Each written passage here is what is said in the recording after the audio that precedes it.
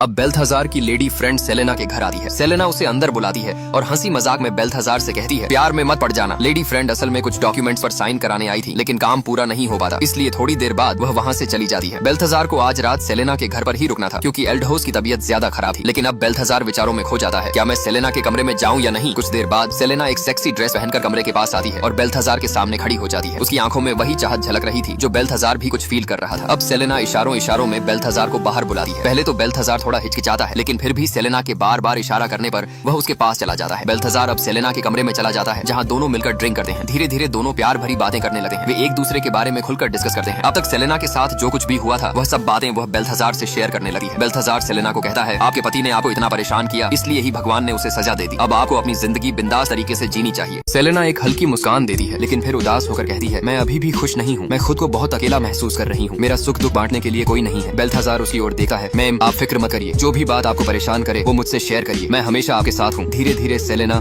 और बेल्थाजार के बीच की दूरियां मिटने लगी। उनकी नजरों में अब वही चाह थी जो दोनों महसूस कर रहे थे। देखते ही देखते दोनों करीब आने लगे हैं। बेल्थाजार सेलेना की कमर थाम लेता है और सेलेना भी खुद को रोक नहीं पाती। दोनों एक दूसरे को चूमने लगे हैं। अब उनके बीच की सारी झिझक खत्म हो जाती है। उस रात दोनों ने खुद को एक दूसरे में खो दिया था। बेल्थाजार ने सेलेना को वो सब कुछ महसूस करा दिया जो उसने अब तक महसूस नहीं किया था, क्योंकि सेलेना को बस वही चाहिए था और बेल्थाजार को उसी का इंतजार था। अगली सुबह पूरी रात का मजा लेने के बाद बेल्थाजार अपने जरूरी काम निपटाकर घर चला जाता है। लेकिन अगले ही दिन जब वह वापस आता है तो सेलेना उसे किसी से फोन पर बात करते हुए सुन लेती है। बेल्थाजार की आवाज में चिंता झलक रही थी। सेलेना उसके पास जाकर पूछती है, क्या हुआ, तुम इतने उदास क्यों लग रहे हो। सेलेना उनकी बात को समझ लेती है और सेलेना उसे ध्यान से देखती है। और अब सेलेना का काम हो गया तो वह चेक बेल्थाजार को देते हुए बोली, अगर और जरूरत पड़े तो मुझे बताना, मैं हमेशा तुम्हारे साथ हूँ। बेल्थाजार यह देखकर बेहद भावुक हो गया। उसने सेलेना की तरफ देखते हुए कहा, जब भी मेरे पास पैसे आएंगे मैं तुम्हें तुरंत लौटा दूंगा। अब सेलेना पूरी तरह बेल्थाजार की हो चुकी थी। वह इतनी खुश थी कि जैसे ही वह उसकी ही हो गई हो। बेल्थाजार ने अचानक पीछे से उसे पकड़ लिया और जोश में आकर उसे जोर से चूमने लगा। लेकिन उन्हें इस बात का अंदाजा नहीं था कि काम वाली रथी उन्हें देख चुकी थी। अब जब भी बेल्थाजार का काम खत्म होता दोनों एक दूसरे के प्यार में डूब जाते और पूरी तरह रोमांटिक हो जाते थे। फिर सेलेना ने बेल्थाजार को एल्डहोस के भाई जॉन के बारे में बताया। उसने कहा, अगर जॉन यहाँ आया तो वह सारी प्रॉपर्टी अपने नाम कर लेगा और मेरे हाथ में कुछ भी नहीं आएगा। वह मुझे इस घर से निकाल देगा। बेल्थाजार उसे सांत्वना देते हुए बोला, तुम उनकी फिक्र मत करो, मैं सब संभाल लूंगा। पर सेलेना अब एक और कदम आगे बढ़ना चाहती थी। उसने कहा, जब तक एल्डहोस जिंदा है तब तक हम उसकी प्रॉपर्टी को खुलकर एंजॉय नहीं कर पाएंगे। हमें हमेशा चोरी छिपे ही मिलना होगा। बेल्थाजार और सेलेना सुबह सुबह रोमांटिक हो जाते हैं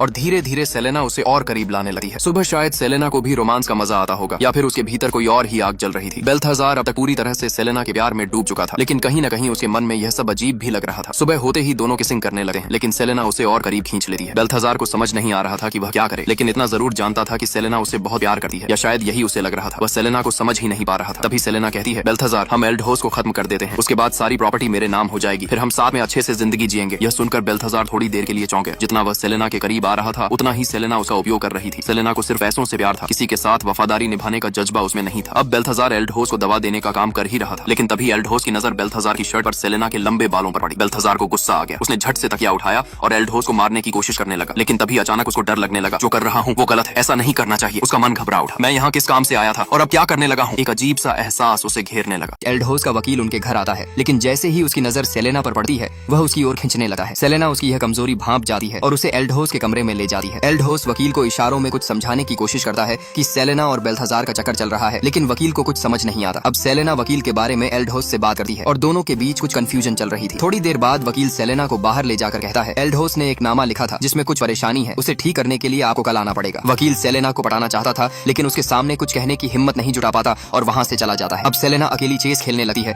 तभी बेल्थाजार आ जाता है। दोनों एक बार फिर रोमांटिक हो जाते हैं और किसिंग शुरू कर देते हैं, लेकिन इस बार बेल्थाजार को यह सब पसंद नहीं आ रहा था। वह अब खुद को अजीब महसूस कर रहा था कि सब एल्डहोस के साथ गलत हो रहा है। सेलेना फिर से उसे समझाने लगी है, हमें जल्दी से एल्डहोस को मारना होगा, अगर उनका भाई जॉन आ गया तो हमें कोई प्रॉपर्टी नहीं मिलेगी। सेलेना बार बार बेल्थाजार को उकसाती है, तुम कोई प्लान बनाओ, कुछ तैयारी करो, लेकिन बेल्थाजार इस बात से डर जाता है। वह बहाना बनाकर सेलेना से कहता है, अभी 4-5 दिन इंतजार करते हैं फिर देखेंगे। लेकिन सेलेना को पसंद नहीं था, उसे बेल्थाजार को मोहरा बनाना था, मारने के लिए बेल्थाजार को, लेकिन सेलेना कामयाब नहीं होती है। बड़े प्यार से बेल्थाजार को नाश्ता देती है, क्योंकि उसके पास अब भी बेल्थाजार से कई काम करवाने थे। नाश्ते के दौरान सेलेना फिर से वही बात छेड़ती है, चलो हम एल्डहोस को मार देते हैं और उनकी प्रॉपर्टी अपने नाम कर लेते हैं, फिर हम दोनों आराम से अपनी जिंदगी जिएंगे। लेकिन बेल्थाजार का मन इस बात के लिए तैयार नहीं था। बाद में बेल्थाजार एल्डहोस को खाना खिलाने के बाद सेलेना के कमरे में जाता है। वहाँ सेलेना तैयार हो रही थी, क्योंकि उसे किसी जरूरी काम से बाहर जाना था। दोनों के बीच हल्की फुल्की बातें होती हैं, लेकिन इस बार बेल्थाजार 2 दिन की छुट्टी लेने का फैसला करता है। वह अब इस खतरनाक प्लान में और आगे नहीं बढ़ना चाहता था। सेलेना को यह बात पसंद नहीं आती। वह बार बार उसे तंग करने लगती है, लेकिन बेल्थाजार टालता रहता है। अब सेलेना थोड़ी मायूस हो जाती है। उसे डर था कि अगर जॉन आ गया तो उसे प्रॉपर्टी नहीं मिलेगी। बेल्थाजार जाने से पहले उसे एक गहरा किस देता है और वहाँ से चला जाता है। सेलेना उसके बाद भी विचारों में खोई रहती है। अगले दिन